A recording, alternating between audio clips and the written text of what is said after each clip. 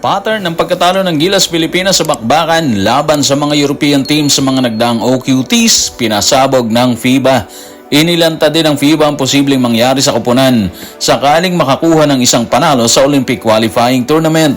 Dalawang player ng Gilas Pilipinas na hindi kasama sa nagdaang World Cup, tampok din sa pahayag ng FIBA. At ang tickets sa bakbakan ng Gilas at Poland, sold out na kumpara sa tickets ng New Zealand versus Poland.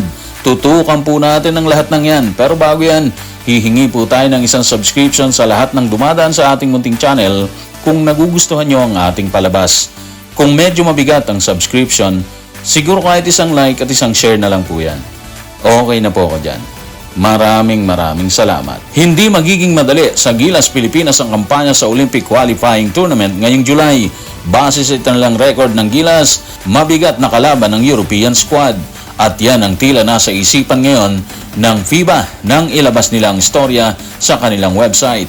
Kung bakit natin sinabi yan, narito ang report. Tutukan natin ang report ng FIBA sa FIBA.basketball.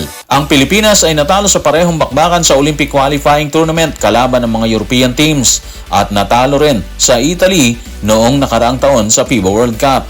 Ang koponan ni head coach Tim Cone ay haharap sa dalawang European team sa Olympic qualifying tournament sa Riga, Latvia. Okay guys, so siguro isoko talaga natin to, no? Kasi parang ang concern ni FIBA is medyo tagilid tayo talaga sa mga European teams na sasagupain natin dito sa Olympic qualifying tournament sa Latvia, di ba? Bakit nga ba niya sinabi yan? Bakit sinabi ni FIBA yan? Saan siya bumase ng kanyang pahayag? Well, eto na yan guys, no? Noong 2016 Olympic qualifying tournament na ginanap dito sa atin sa Manila, actually sa MOA Arena po yan, natalo tayo sa France sa score na 93-84. Isa po yan, ha? Isa sa mga European teams. And noong 2020 Olympic qualifying tournament, bumiyahe naman tayo or yung Gilas Pilipinas dito sa Serbia.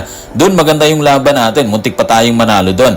Muntik nating talunin yung Serbia, di ba? Pero muntik lang yun. Talo pa rin po tayo doon. At yan ang sinasabi ni FIBA ngayon sa kanyang pahayag. Parang sinasabi niya na mahihirapan or hirap talaga tayong manalo kapag kaharap natin yung mga European teams. Habang malimit naman tayo nananalo kapag Asian teams yung kaharap natin. Like yung stint natin dito sa Asia Cup qualifiers, Hong Kong po yan at Chinese Taipei. Nanalo po tayo doon, di ba? Hindi naman actually sinabi ni FIBA na talo na tayo. Parang may nakikita lang siyang pattern kung isusoko nating mabuti yung kanyang pahayag.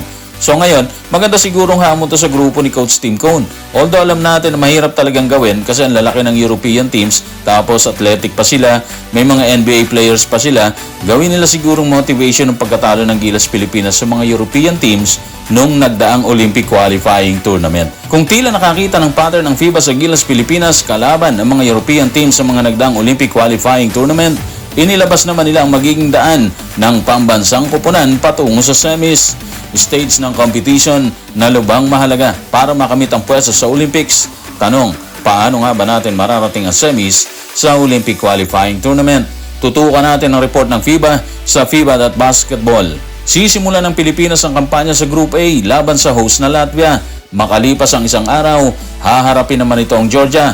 Ang isang panalo laban sa isa sa mga Europeans ay sapat na upang makapasok sa semifinals. Okay, so magandang balita yun, ha. Isang panalo lang, pwede na tayong makarating sa semis ng OQT. Meaning, kung tatalunin natin ang Latvia sa unang bakbakan, halos sigurado na tayo dun sa semis, di ba? Or kung natalo tayo sa Latvia pero nanalo naman tayo sa Georgia, posible pa rin na nasa semis na tayo. Yun yung crossover na sinasabi ni Coach Tim Cone.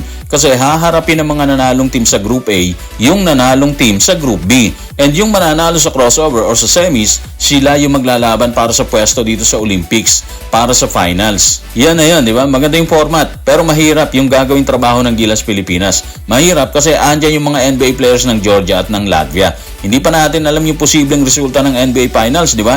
Pero sa tindi ng pinapakita ni Porzingis laban sa Mavericks, posible ganun din ipakita niya sa laban ng Gilas at ng Latvia. Hindi magandang balita yon. Bad news po yon para sa pambansang koponan, di ba? Pero sabi nga nila, bilog ang bole. So malaman na lang siguro natin sa aktual na bakbakan. Malaman natin kung ano yung ipapakita ng Gilas at kung paano sila haharapin ng Latvia. Sa patuloy na pagsoko ng FIBA sa pambansang koponan ng Pilipinas, ibinida rin nila kung gaano ka-excited ang Pilipinas na makita ang iba pang player na hindi kasama sa hanay ng nagdaang World Cup. Sino-sino nga ba ang tinutukoy ng FIBA?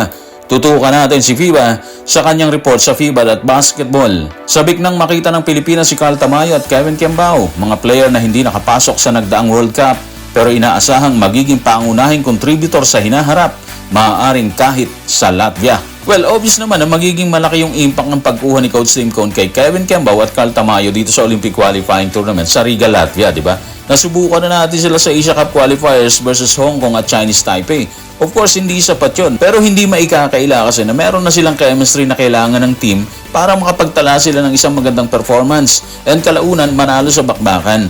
Bukod dyan, sigurado rin kasi tayo na excited din silang patunayan na karapat-dapat sila sa pwestong ibinigay ni Coach Tim Cone. Kaya tingin natin, gagawin nila yung lahat. Ibibigay nila ang lahat ni Kevin Kembao at ni Carl Tamayo para makapagtala ng magandang performance versus Latvia and versus Georgia. Bago ang pagsalang ng Gilas Pilipinas sa OQT, nakatakda munang harapin ang Gilas ang Poland para sa isang tune-up game matapos ang laban sa Turkey.